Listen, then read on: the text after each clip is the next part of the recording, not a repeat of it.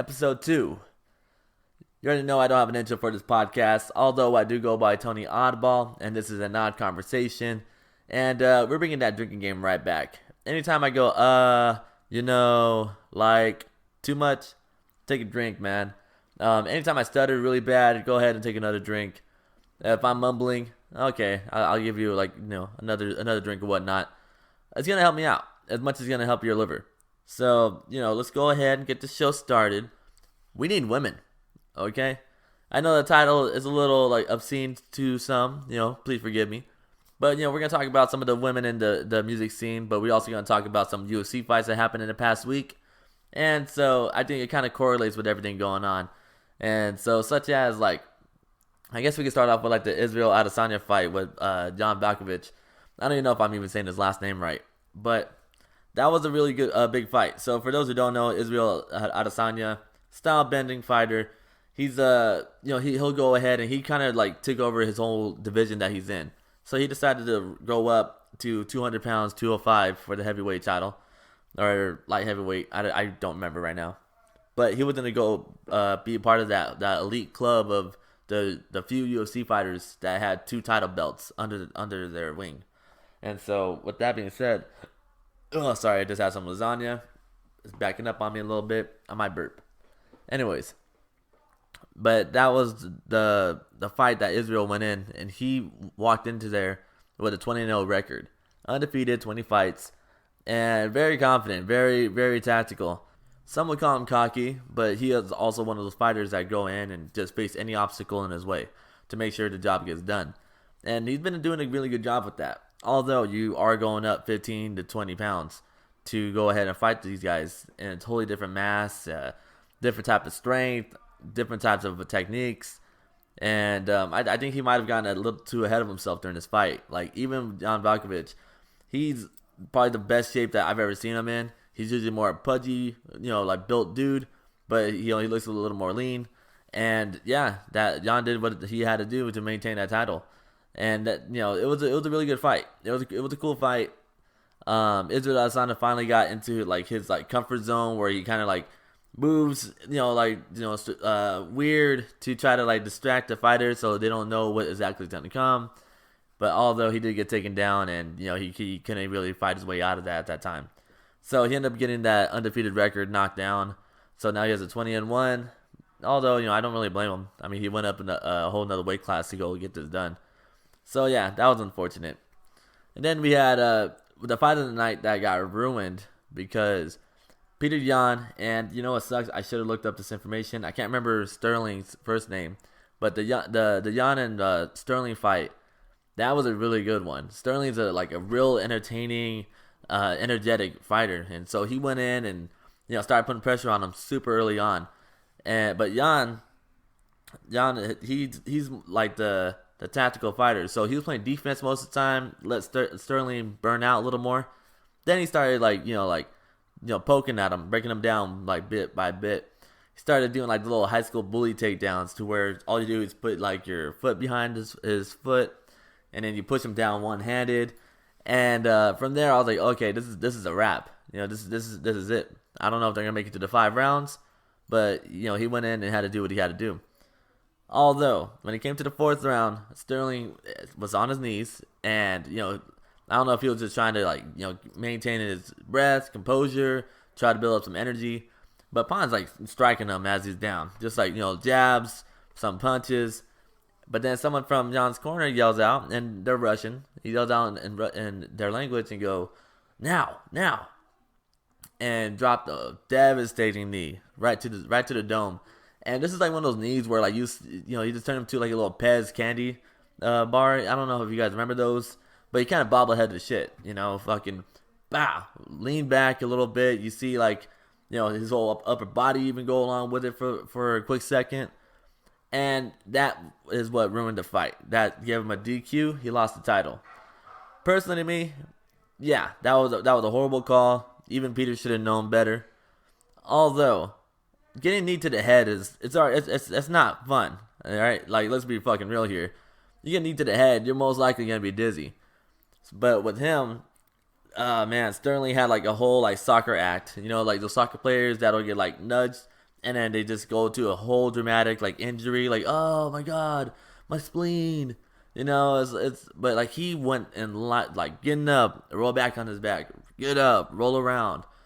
He kind of gave a good Oscar nominated performance to show that hey, I can't fight no more. Okay, let alone he was gonna rock the whole entire match, and yeah, it should have been DQ'd. The belt should have been vacated and whatnot. Although, like I said, getting hit in the head is really fucking bad. Although, you could just told him straight up, you know what? I don't want to fight no more. This is a bad hit. Call me a pussy, but yeah, it's not gonna work this way.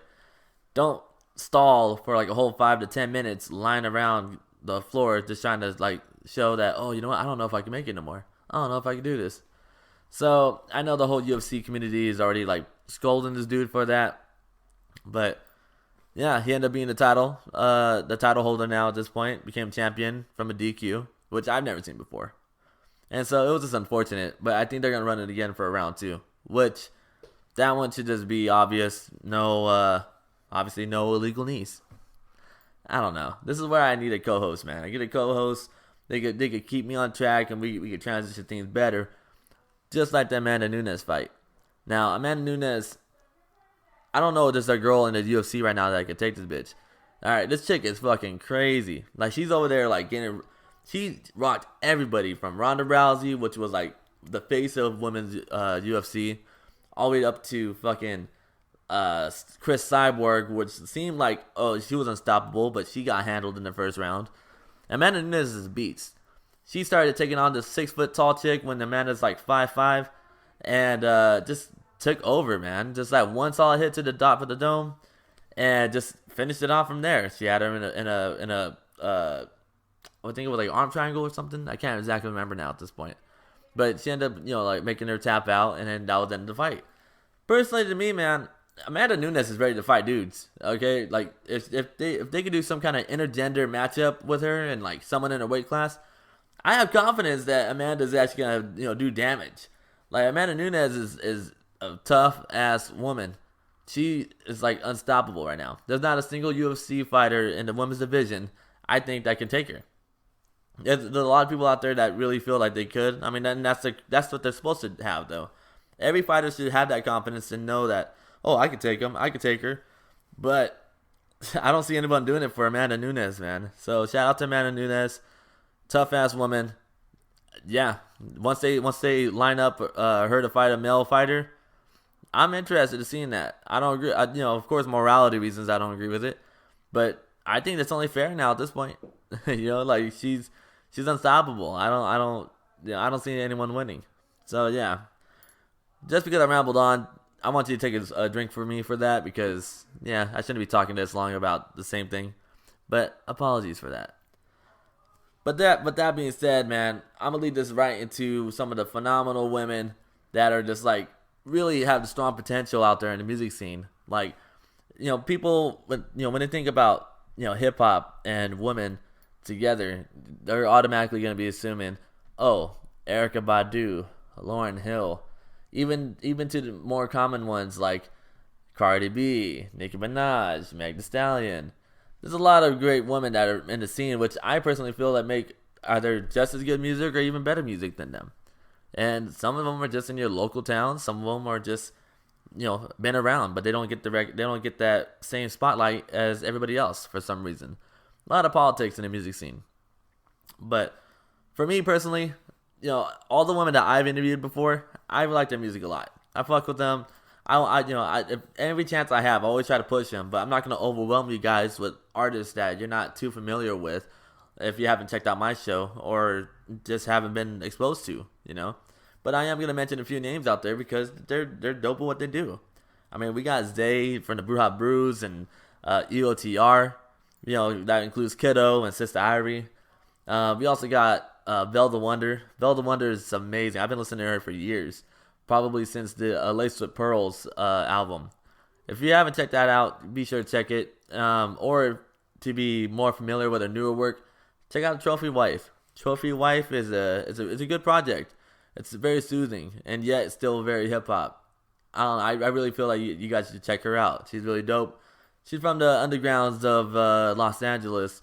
I think the Valley, but don't mark my words on that. But she's really dope at what she does. Let alone from her, we have some Atlanta people such as Dreaded Cass. Dreaded Cass is ill. Oh man, dude, there's like so many different names. We go out to North Carolina, and this is like a whole different leap from what's it called, exposure tiers. But Rhapsody to me is she's very poetic and yet still has a strong delivery in her music. I remember I heard her on so many different songs with all the different artists that I listened to on my own time, and I'm like, yo, this girl's nice. Check out that Eve project. I think that was actually I think that was a project that was Grammy nominated at one point too. I can't exactly remember, but she's really phenomenal at what she does. And if you want like a good like idea of like her style or whatnot, I'm actually gonna mention the song that she's actually just featured on, and that's I Can Make It with Reason. Reason had this project called New Beginnings that came out last year, and she has a song on there called I Can Make It with Rhapsody. And oh my god, dude, this girl is just amazing at what she does. One of the bars that she had in her verse, it's not even like the hardest hitting line, but it's like one of those things where it resonated with me, because anybody that knows that how it is to work from the ground up, it kind of will appreciate this. Some people, I don't have the bars word for word, but she did say, I'm gonna make you hate the butterfly and appreciate the caterpillar, or love the caterpillar. And it's like that makes a lot of sense. I've seen so many interviews with artists saying that I kind of miss having to grind so hard, because that was when we started appreciating everything a lot more. We started like enjoying all that everything that comes with it. And I agree. Like I'm not anywhere that I want to be right now. But I look back at some of the old interviews I've done compared to the ones I do now, and it's like, dude, I remember I used to show up with just my cell phone only. That was it, just my cell phone, and questions just randomly in my head. And I thought it would be a lot easier, but until you start getting more organized and you start having better equipment and invest into yourself, then it starts seeing like, oh, dude, I like what I have here going, And I look back and it's like, I remember those days. I remember those times. And once I get to where I'm gonna be at with this podcast, I really am gonna be thinking back and be like, okay, look at all the hard work I had.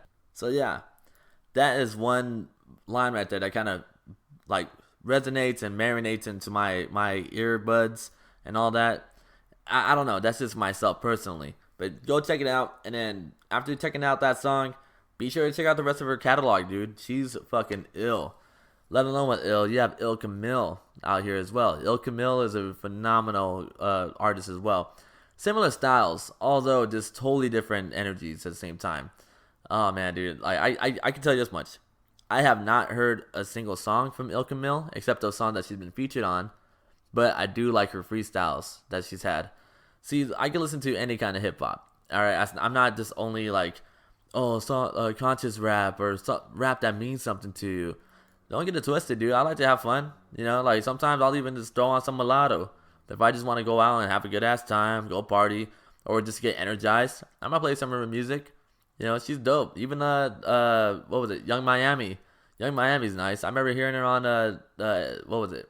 A&T with 21 Savage, and like it was like a typical chorus, but when she started rapping her verse, I was like, oh shit, she's ill.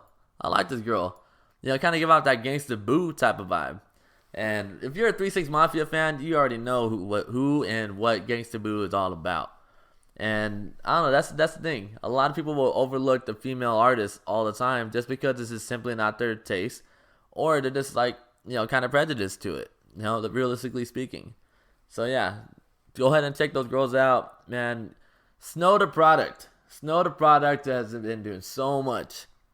I met her years ago at shows, and we talked a couple times, and like she's just dope. Like she's just like Latina rapper that can rap fast as shit, let alone have like actual bars along with them.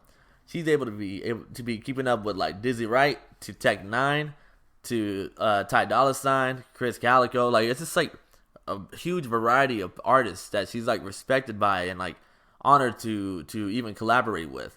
Even Immortal Technique, an underground legend, brought her out during his set back in her early days and said, yo, you guys check her out, see how she does.